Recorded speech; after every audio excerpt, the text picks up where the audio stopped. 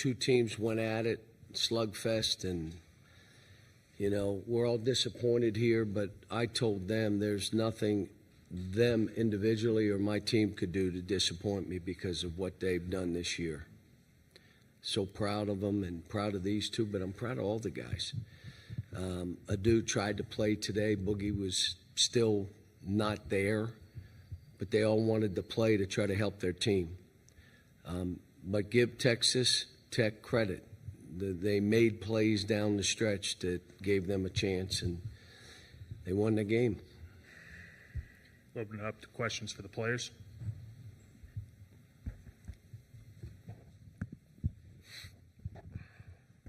Yeah, Johnell, Jackson Fuller, Southwest Times Record. Johnell, you guys are up by so much there at the end, and then the offense just really dried up. I mean, was there something Texas Tech did? I mean, what happened to maybe prevent you guys from executing down the stretch?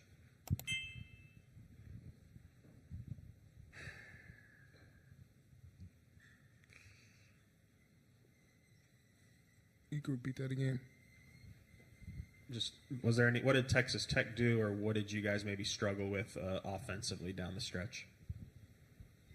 I think we both played hard, and they just came out with a win today. Anthony Christensen, Whole Hog Sports. Just for either of you guys, Texas Tech ended up getting 22 offensive rebounds in this game. Just was there anything that you guys feel should have been better on the offensive glass, or how did they kind of take advantage of that?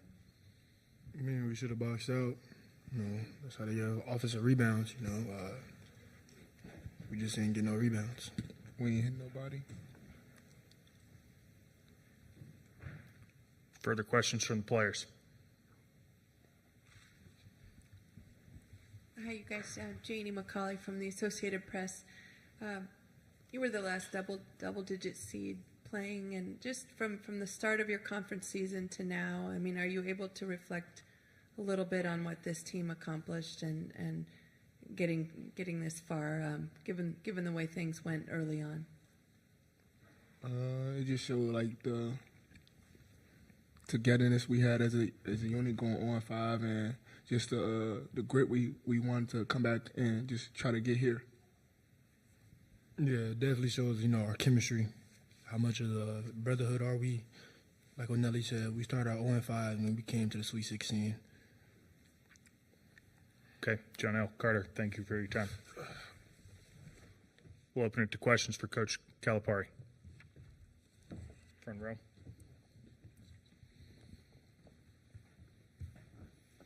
Yeah, you've talked a lot about how your first season at Arkansas is going to be a lot about building a foundation and building the culture. Just to have reached the Sweet 16 in year one, what do you think that says about the foundation and culture that you've kind of started to build? Well, I come back to a will to win. I mean, like today we gave up a lead, but we did that a bunch this year, up 15, and all of a sudden you turn around, it's a 2-point game. But they had a will to win. And even this game, I mean, TB's 3, I mean, the way we started the half, the way we ended the half, and then the way we executed coming out, some out of bounds. I mean, they did all the right stuff except we didn't rebound. And that was a big difference in this game. But when you talk about how we guarded them, pretty good. And they're a good team. Field goal percentage, 3-point field goal percentage, or free throw percentage. I mean, there was a lot of stuff. It was one of our Achilles heels, the offensive rebounding against us. Last game was 28 offensive rebounds. And, but I'll tell you, I thought TB down the stretch came up with rebounds, and, you know, we missed a free throw that made it a 3-point game. And now you're like, okay, there's 12 seconds, a little too early to foul. The kid that was 1 for 9 makes it, and it was contested. I mean, sometimes that stuff is, you know, stuff that happens in these games. Yeah, kind of the same question I asked for the players for you. I mean, what happened offensively maybe down the stretch? Did Texas Tech do anything, or why do you think you guys dried up a little bit scoring in the last few minutes? Well, we missed a shot and we kicked it out, and there was a new shot clock, and we shot a 3, which again, we had open shots, tried to drive, and took tough shots. We had a couple of those. But to be honest with you, I'll have to think back, but we were trying to run things to maybe drive the ball more. That's what we were doing. And when we did drive it, we looked pretty good. But you're right, we missed some shots, we missed some free throws, or one front end one-on-one.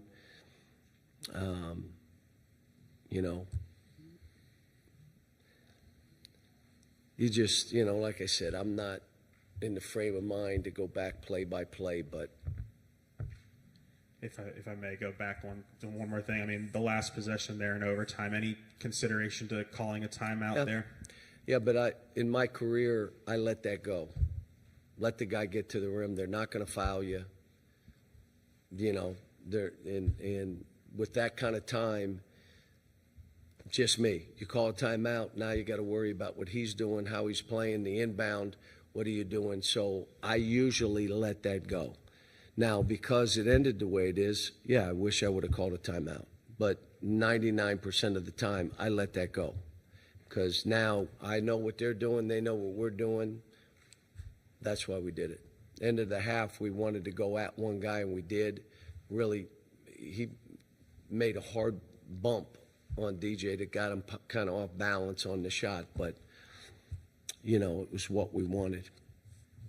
John, Nathan Cantlett from the Bay Area News Group. Just curious what this group has meant to you in year one, and what kind of just separated them from maybe other groups you had in the past. This was, and I come back to, they not only just losing games, we were 0-5, but they were also in a dark place individually. That they overcame it, and I just kept talking. The first battle you have is the one with yourself. Don't worry about battling anybody else. Battle yourself. How do you keep a good attitude? How do you understand there's only one way to do this is work your way through it? Get in the gym, spend more time. Second thing is you're so worried about yourself, you can't play for us. And then the game's really hard. They became one heartbeat. And the game became easier for each of them.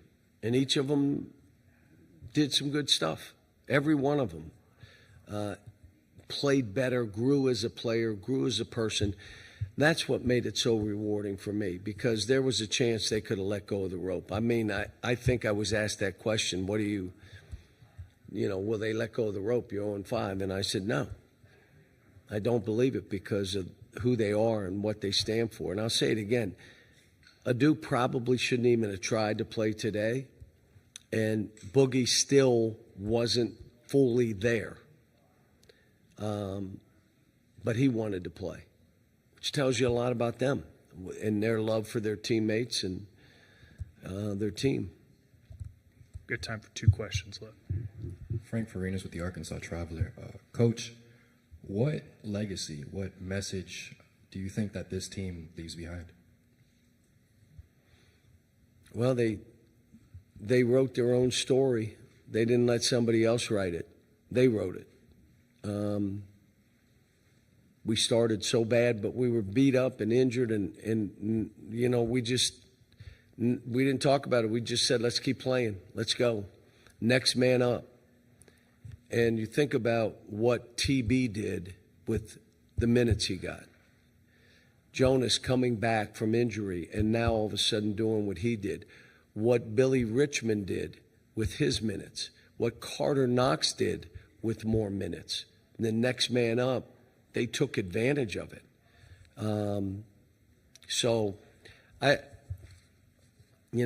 It's hopefully the legacy will be this team was one of the favorites because of what they went through and how they stuck together. Last question, back corner. Connor Goodson, HawkSports.com. Coach, after a loss like this, just what do you tell your guys? And then also kind of looking ahead to next season, how long do you kind of, with the portal already full go, how long do you kind of give yourself until you start looking forward to that? First of all, I told them how proud I was of them, and there's nothing they could do to disappoint me.